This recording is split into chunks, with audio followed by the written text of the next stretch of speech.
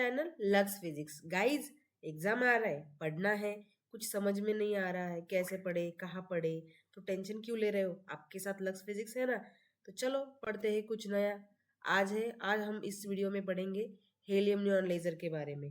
Helium neon laser, उसका construction कैसे होता है, उसका वर्किंग कैसे है, ये सब हम आज इस वीडियो में देखेंगे। तो चलो दोस्तों, शुरू करते हैं। तो चलो गाइज, हम शुरू करते हैं। Construction, the construction of helium neon laser is very much simple. तो हेलियम नियॉन लेजर एक गैस लेजर है, वो फोर लेवल की सिस्टम में वर्क करता है। हेलियम नियॉन लेजर एक सिलिंड्रिकल डिस्चार्ज ट्यूब है, जो कि यहाँ पे दिखाई गई है। तो इसका जो मटेरियल यूज किया गया है, that is the fused quartz. ठीक है, उसका जो डायमीटर है, ये जो डिस्चार्ज ट्यूब आपको दिख रही है, इसका जो डायमीटर है वो 2 to 8 mm इतना है। और उसकी जो लेंथ है, तो लेंथ हमारी है 10 to 100 सेंटीमीटर्स। ओके, उसके बाद इसमें यहाँ पे आपको ये जो दो चीजें दिख रही है, वो क्या है? मिरर्स। तो एक जो मिरर है वो है फुल्ली सिल्वर्ड मिरर, एंड दूसरा जो है वो पार्शियली सिल्वर्ड मिरर। तो fully silvered mirror means what? The mirror which reflecting all the waves coming towards it. That means जो भी वेव्स यहाँ पे आ रही है, जो कि फुल्ली सिल्वर्ड मिरर जो है, उसके पास जो भी वेव्स आ रही है, वो 100% उसको रिफ्लेक्ट बैक कर रहा है। तो जो भी लाइट उसके ऊपर आएगा, वो फिर से उसी मीडियम में यानी ट्यूब में चला जाएगा। ठीक है, और दूसरा जो है वो पार्शियली सिल्वर्ड है। तो जो भी आउटपुट लेजर का है, वो यहाँ से पार्शियली सिल्वर्ड मिरर से बाहर आता है। और ये जो दोनों मिरर है, उसका वो 45 डिग्री एंगल में 45 डिग्री एंगल में उनको रखा गया है। ठीक है, उनका जो एंगल है, तो वो 45 डिग्री है to the axis of the tube. ठीक है, उसके बाद सबसे इंपॉर्टेंट चीज कि जो हीलियम नियॉन लेजर यहाँ पे है, तो उसमें जो एक्टिव मीडियम है वो है हीलियम एंड नियॉन गैस। तो उसका एक रेशो है। तो हीलियम एटम अगर 10 है, मतलब अगर 10 हीलियम एटम है, तो उसके अकॉर्डिंग एक नियॉन का एटम रहेगा। तो उसका रेशो कैसे हुआ फिर? 10:1। तो यहाँ पे जो हीलियम नियॉन है, तो उसको हीलियम के जो गैस पार्टिकल्स है, उसका प्रेशर है 1 mm of Hg, and neon के जो एटम्स है, उसका गैस प्रेशर है 0.1 mm of Hg। That discharge tube is placed between these two concave mirrors. ये जो डिस्चार्ज ट्यूब है, वो इन दोनों कॉन्केव मिरर्स के बीच में रखा गया है। वन है फुल्ली रिफ्लेक्टिंग, अनदर वन है पार्शियली रिफ्लेक्टिंग। ठीक है, और यहाँ पे हीलियम नियॉन लेजर में जो एक्सटर्नल पावर सप्लाई है, जिसको हम क्या बोलते हैं? पंपिंग। तो यहाँ पे पंपिंग के लिए एक्सटर्नल एनर्जी जो हम प्रोवाइड करते हैं पंपिंग के थ्रू, तो उसके लिए हीलियम नियॉन लेजर में डिस्चार्ज इलेक्ट्रोड्स का यूज किया गया है। और उसमें जो डिस्चार्ज इलेक्ट्रोड्स है, उसको high voltage power supply provide की गई है, जो कि 2 to 4 किलो वोल्ट इतना है। That means a very huge high voltage power supply यहाँ पे दिया गया है इस गैस को, ताकि वो डिस्चार्ज हो पाए। वो जो गैस है हीलियम एंड नियॉन गैस, वो डिस्चार्ज हो पाए। तो ये है हमारा कंस्ट्रक्शन को हम शॉर्ट में पढ़ते हैं। Helium neon gas, it is in the यहाँ पे तो हम फिर से एक शॉर्ट में कंस्ट्रक्शन को समझते हैं। तो हीलियम नियॉन गैस एक डिस्चार्ज ट्यूब में है, उसको एक ट्यूब है, इसमें हीलियम नियॉन गैस का मिक्सचर बनाया हुआ है। उसका हीलियम और नियॉन गैस का रेशो है 10:1। देन उसमें वो जो डिस्चार्ज ट्यूब है, वो दो मिरर्स और जो कॉन्केव मिरर्स है, उनको उनके बिटवीन में है। तो एक जो मिरर है वो है फुल्ली सिल्वर्ड, एंड दूसरा जो है पार्शियली सिल्वर्ड। और ये दोनों का जो एंगल है एक्सिस टू द ट्यूब, वो है 45 डिग्री, मतलब 45 डिग्री के एंगल में है एक्सिस के। ये जो ट्यूब का एक्सिस है, उसके 45 डिग्री एंगल में ये जो मिरर्स है वो रखे गए हैं। और लास्ट वाली चीज उसको हीलियम नियॉन लेजर को पंपिंग के लिए हमने डिस्चार्ज इलेक्ट्रोड का यूज किया है। और वो जो डिस्चार्ज ट्यूब है, डिस्चार्ज इलेक्ट्रोड्स है, उसको पावर सप्लाई दिया गया है 2 to 4 kilo volt. Huge power supply will be provided here. तो ये है हमारा कंस्ट्रक्शन शॉर्ट में। नेक्स्ट है हमारा वर्किंग।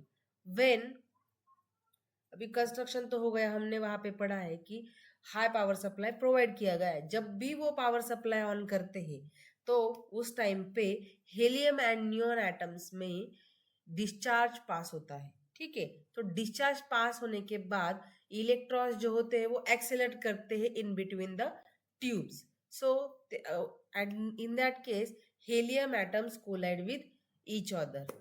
एट दैट टाइम जब भी वो हीलियम एटम एक्साइट करते हैं, सॉरी,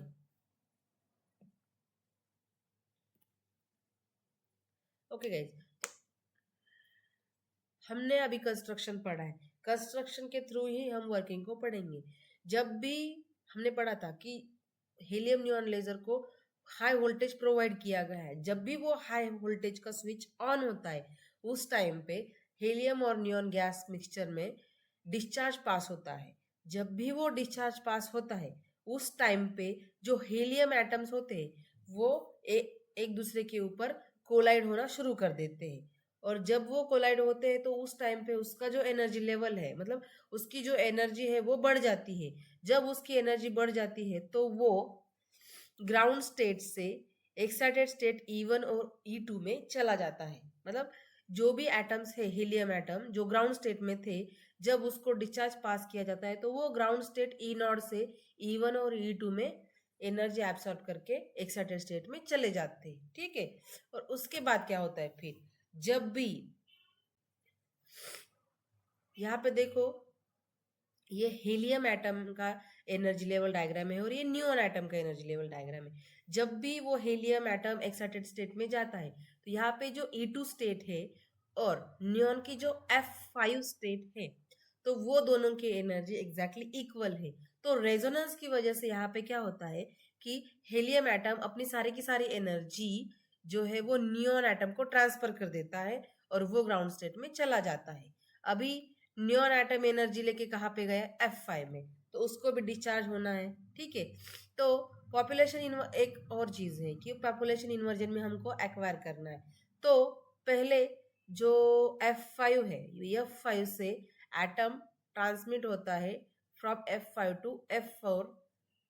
उस टाइम पे वो आईआर रेडिएशन देता है। ठीक है, देन उसके बाद F4 से F3 जब आता है तब वो विजिबल रेंज के रेज इमिट आउट करता है। फिर F3 टू F2, जब भी F3 टू F2 आता है तो उस टाइम पे यहाँ पे देखो आईआर जो रेंज है, आईआर रेंज, उसके फोटॉन्स वो इमिट कर देता है। ठीक है, लेकिन जो F2 स्टेट है, तो F2 स्टेट जो हमारी है वो है हमारी मेटास्टेबल स्टेट।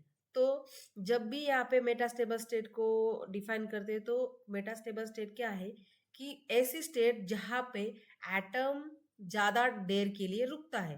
तो F2 स्टेट में जो भी एटम्स यहाँ से डिस्चार्ज होके इधर F2 में आएंगे तो वो ज्यादा देर तक यहाँ पे रुकेंगे।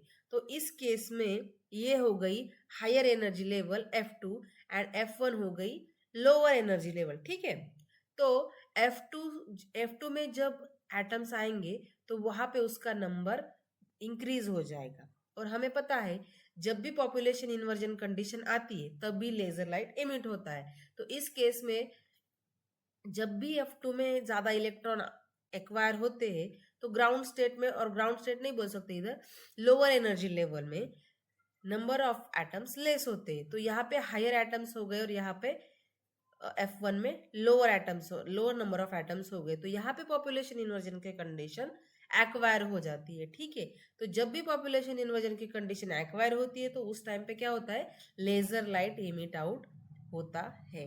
तो यहाँ पे ये जो ट्रांजिशन है उसका आउटपुट है हमारा laser light which is having red colour. Okay, ठीक है, तो यहाँ पे F1 पर जब इलेक्ट्रॉन आता है तो वो क्विकली F0 यानी कि ग्राउंड स्टेट, नियॉन की ग्राउंड स्टेट में चला आता है। लेकिन जब भी वो F1 से F0 में ट्रांजिट करता है उस टाइम पे उसके पास जितनी भी एनर्जी है तो वो सारी की सारी एनर्जी वो क्या करता है, विदाउट एनी रेडिएशन, जो भी ट्यूब है ट्यूब के वॉल्स पर बम्बार्ड होके फिर वो अपनी एनर्जी लूज करते हैं और ग्राउंड स्टेट में आ जाते हैं। तो गाइस ये था हमारा construction and working of helium and neon laser. तो फ्रेंड्स यहाँ पे बहुत आसानी से और सिंपल लैंग्वेज में हमने ये पढ़ा है। अगर ये वीडियो आपको अच्छा लगे तो आप लाइक करें, अपने दोस्तों को शेयर करना ना भूलें और सबसे इम्पोर्टेंट चीज़, ऐसे ही नए नए वीडियोस को देखने के लिए लक्स फिजिक्स को सब्सक्राइब करें।